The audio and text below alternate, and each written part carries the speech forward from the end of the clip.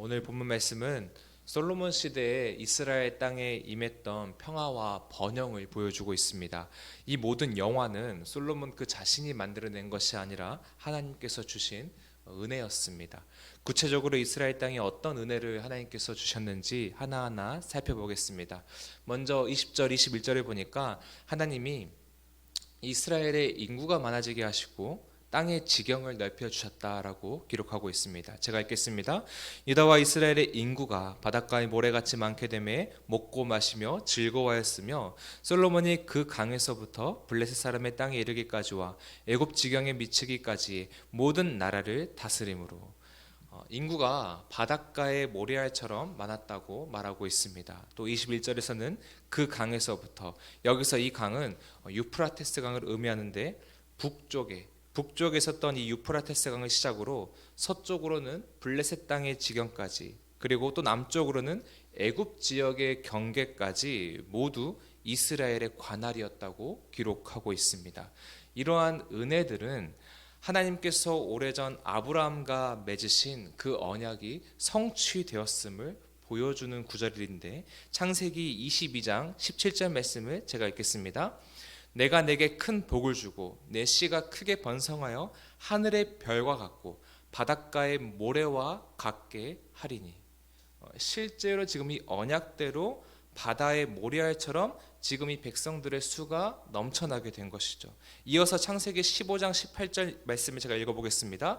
그날에 여호와께서 아브람과 더불어 언약을 세워 이르시되 내가 이 땅을 애굽 강에서부터와 그 큰 강 유프라데까지 내 자손에게 주노니. 그 큰 강 유프라테스 강에서부터 애굽 지역에, 남쪽에 있는 애굽 지역의 경계까지 주겠다는 그 땅의 지경에 대한 약속이 지금 이 솔로몬 시대 때 이루어진 것입니다.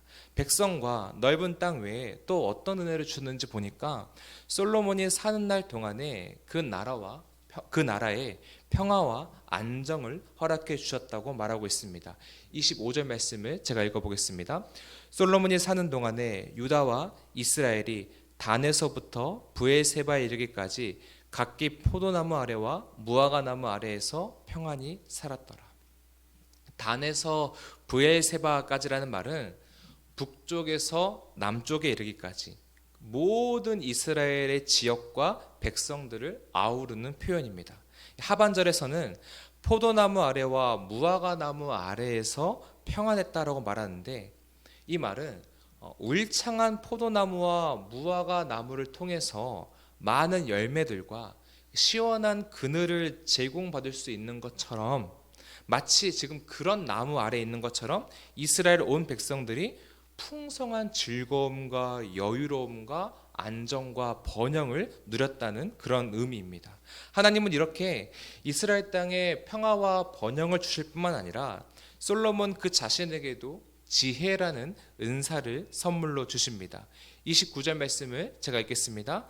하나님이 솔로몬에게 지혜와 총명을 심히 많이 주시고 또 넓은 마음을 주시되 바닷가에 모래같이 하시니. 하나님이 솔로몬에게 세 가지를 주셨는데요, 지혜와 총명과 넓은 마음, 이 세 가지를 주셨습니다. 글리슨 아처라는 신학자는 여기서 지혜를 뭐라고 정의했냐면 선과 악을 분별하는 분별력, 또 사람을 다루는 능력뿐 아니라 어떤 일을 실제로 성취할 수 있는 능력, 이것을 지혜라고 정의했습니다. 총명에 대해서는 말하길 거짓과 참, 진리와 비진리를 분별할 수 있는 능력이라고 정의했고, 이 넓은 마음에 대해서는 어떤 대상이나 사물에 대해서 광범위한 관심을 가지고 또 거기서 얻는 지식을 가리킨다고 정의했습니다. 32절 이하부터는 이러한 지혜와 총명 그리고 넓은 마음이 솔로몬의 삶 속에서 구체적으로 어떻게 드러났는지 말해주고 있는데, 먼저 32절을 보시면 그가 잠언 3000가지를 말하였고 그의 노래는 1005편이었다라고 기록하고 있습니다. 이것은 솔로몬이 하나님께 받은 지혜와 총명으로 잠언, 전도서, 아가서 그리고 시편에 기록되어 있는 솔로몬의 시들을 기록했다라고 말해주고 있는 것입니다. 특별히 전도서를 보시면 무엇이 선하고 악한 것인지, 무엇이 참이고 거짓인지 말해주는 그의 어떤 숙성된 지혜가 담겨 있는 기록들을 많이 발견할 수 있죠. 그리고 33절에서는 그의 넓은 마음, 어떤 것에 대한 광범위한 관심과 지식을 의미하는 이 넓은 마음이 어떤 모습으로 나타나는지 보여주는데, 레바논의 백향목으로부터 담에 나는 보잘것없는 풀인 우슬초까지 모든 식물에 대해서 알고 있고, 또 동물에 대해서도 짐승과 새와 기어다니는 것과 물고기까지 모든 동물을 다 섭렵했다라고 기록하고 있습니다. 이것은 그가 세상 모든 생물과 자연의 이치에 대한 넓고 광대한 지식, 이 넓은 마음을 가지고 있었음을 보여주는 기록입니다. 오늘 본문의 내용 여기까지인데요. 얼핏 보면 솔로몬 시대에 온 나라가 태평했고, 솔로몬 그 자신도 하나님이 주신 지혜와 총명으로 인해 형통함과 또 번영을 누렸다, 이것만을 말해주고 있는 것처럼 보입니다. 20절부터 34절에 이르기까지 모든 기록들이 솔로몬과 그 나라의 긍정적인 면만을 기록하고 있기 때문입니다. 그런데 성경 기자는 의도적으로 이렇게 지혜로웠던 솔로몬이 범했던 한 가지 실수를 오늘 본문에 기록해 두고 있습니다. 눈을 크게 뜨고 봐야 보이는데요. 혹시 몇 절 말씀인지 아시겠습니까? 26절 말씀을 우리 함께 읽어보겠습니다. 시작. 솔로몬의 병거의 말 외양간이 4만이요 마병이 12,000명이며 군마의 마국간이 5만 개였고 마병이 12,000명이었다라고 기록하고 있습니다. 이것은 솔로몬이 엄청난 수의 말과 병거와 군사를 가지고 있었고, 또 그것을 확보하려고 하고 있었음을 보여주는 구절입니다. 27절, 28절은 이 엄청난 군사와 말들의 식량을 충당하기 위해 각 지방에서 먹을 것을 가져왔다라고 기록하고 있습니다. 수많은 병마를 유지하기 위해서 백성들에게 그만큼 많은 부담을 지우는 실수를 했던 것입니다. 더 큰 문제는 뭐냐면, 솔로몬이 이렇게 병마를 많이 확보한 것은 하나님의 말씀을 어긴 행동이었다는 것입니다. 신명기 17장 16절 말씀을 보시면 하나님은 장차 세워질 이스라엘 왕에 대한 지침을 주시면서 이렇게 말씀하십니다. 여기서 그는 왕을 가리키는데, 그는 병마를 많이 두지 말 것이요 병마를 많이 얻으려고 그 백성을 애굽으로 들어가게 하지 말 것이니. 왜 하나님께서 왕에게 병마를 많이 두지 말라고 하셨을까요?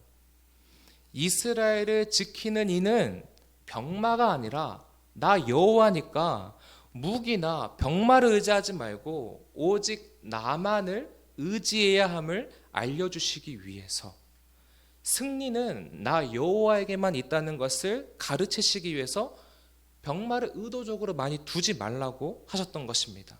그러나 지금 솔로몬은 자신에게 지혜와 총명을 주신 하나님을 의지하기보다는 자신의 지혜와 군사력을 의지하기 시작했음을 오늘 이 26절 말씀이 은은하게 드러내주고 있는 것입니다.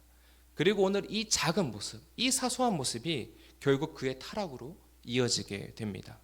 우리는 오늘 말씀 속에서 바로 이 부분을 교훈으로 삼아야 할 것입니다. 나에게 주신 참 지혜자를 의지하지 않고 내 병마, 내 지혜, 내 소유를 의지하기 시작할 때 우리 역시 솔로몬처럼 무너질 수 있다는 것을 새겨야 하는 것입니다. 고린도전서 1장 24절 말씀에서는 참 지혜가 누구인지를 말하면서 그분만을 강력히 의지할 것을 촉구하고 선포하는데, 제가 그 말씀을 읽어보겠습니다. 오직 부르심을 받은 자들에게는 유대인이나 헬라인이나 그리스도는 하나님의 능력이요 그리스도는 하나님의 지혜니라. 우리 주 예수 그리스도만이 참 지혜이신 줄 믿습니다. 그러므로 우리는 그 참 지혜자만을 평생토록 의지해야 할 것입니다. 여러분의 삶 속에도 가만히 들여다보면 하나님이 은혜로 거저주신 병사와 마병들이 있을 것입니다. 내가 지금 평안과 안정감을 누리고 있는 내 소유, 내 학벌, 내가 꽉 붙잡고 있는 어떤 유력한 자 등등이 내 삶에 주신 병마에 해당하는 것입니다. 그러나 지금 누리고 계신 그 병마에 자족하고 감사하시되 너무 신뢰하지는 마십시오. 또 안정감을 더 얻기 위하여 그 병마를 너무 지나치게, 너무 과하게 확보하려고도 하지 마십시오. 분별력을 잃어서 거기서 오는 안정감에 너무 취하게 될 위험이 있기 때문입니다. 우리의 힘은 그 병마가 아니라 참 지혜이자 참 능력이신 주 예수 그리스도이십니다. 물론 그 병마도 25절에 기록된 말씀처럼 우리에게 포도나무와 무화과나무 아래 있는 것 같은 쉼과 안식을 제공해 주겠으나 그것은 잠깐이며 영원하지 않습니다. 영원한 평강과 안식은 오직 그리스도를 꽉 붙들 때에만 주어지는 것입니다. 그를 끝까지 붙잡고 살아내는 성도들에게 이 말 축복의 약속을 읽고 제가 말씀을 마치겠습니다. 미가서 4장 4절에서 5절까지 기록된 말씀인데요. 제가 읽겠습니다. 각 사람이 자기의 포도나무 아래와 자기의 무화과나무 아래에서 앉을 것이라. 그들을 두렵게 할 자가 없으리니 이는 만군의 여호와의 입이 이같이 말씀하셨습니다. 만민이 각각 자기의 신의 이름을 의지하여 행하되 오직 우리는 우리 하나님 여호와의 이름을 의지하여 영원히 행하리로다. 아멘. 이 말씀은 예수 그리스도를 끝까지 붙든 성도들은 하나님 나라에 심겨져 있는 저 울창한 포도나무와 무화과나무 아래서 영원토록 편히 안식하게 될 것이라는 축복의 약속입니다. 이 날을 내다보며 오늘 하루도 참 지혜자와 동행하시길 간절히 축원합니다. 기도하겠습니다. 하나님, 은혜와 사랑을 감사합니다. 우리의 환경이 부하든 가난하든 평안하든 고난 중에 있든 오직 우리의 지혜요 능력이신 주 예수 그리스도를 의지하며 살아내게 하옵시고, 그런 우리에게 하나님 나라에 심겨진 포도나무와 무화과나무 아래 거하며 안식할 수 있는 이 은혜와 복을 허락하여 주시옵소서. 이 모든 말씀 예수 그리스도의 이름으로 기도드립니다. 아멘.